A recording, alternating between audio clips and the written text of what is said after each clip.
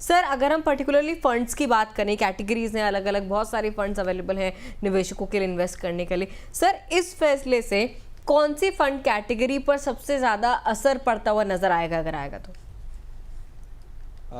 थोड़ी देर पहले मैं बात कर रहा था स्मॉल कैप की, दिव्या। मुझे लगता है कि स्मॉल कैप सेगमेंट एक ऐसा सेगमेंट शायद से हो सकता है कि जहां पे शायद से प्री आईपीओ में म्यूचुअल फंड कंपनियां बैट लगाती होगी या सोचती होगी कि भाई ये पर्टिकुलर, क्योंकि वैसे भी वो हाई रिस्क हाई रिटर्न वाला फंड है, तो इसमें और लॉन्गर टर्म हम हमेशा बोलते हैं कि भाई मिड कैप स्पेस हो गई या स्मॉल कैप स्पेस हो गई, वो लॉन्गर टर्म ड्यूरेशन के लिए है।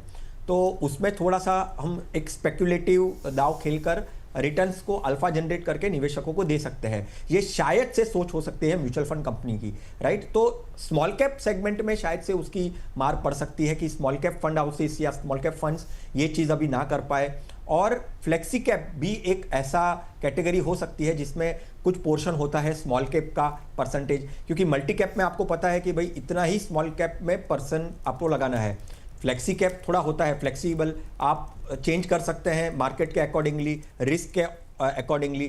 तो फ्लेक्सी कैप और स्मॉल कैप ये दो कैटेगरी में शायद से कहीं ना कहीं फंड मैनेजर या फंड हाउसेस या वो पर्टिकुलर फंड ऐसा सोचता होगा कि मुझे थोड़ा सा प्री आईपीओ में एलोकेशन देना है जिससे मैं अल्फा जनरेट कर सकूं मेरे निवेशकों के लिए। सर मोमेंटम फंड्स में भी किसी तरीके का असर नजर आएगा?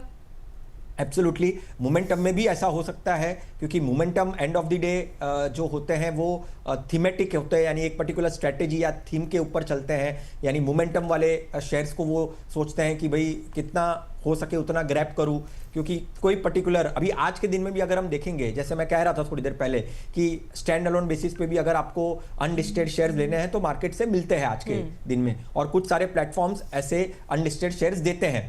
तो मोमेंटम वहाँ से पता चलती है कि भाई कुछ कंपनी के नाम हमको पता चलेंगे कि ये आने वाले हैं, इसका आईपीओ आने वाले हैं थोड़े टाइम में, तो क्यों ना हम उसको ले लें। तो वो मोमेंटम को गेज करने के लिए भी मोमेंटम में भी शायद से इसका असर दिख सकता है।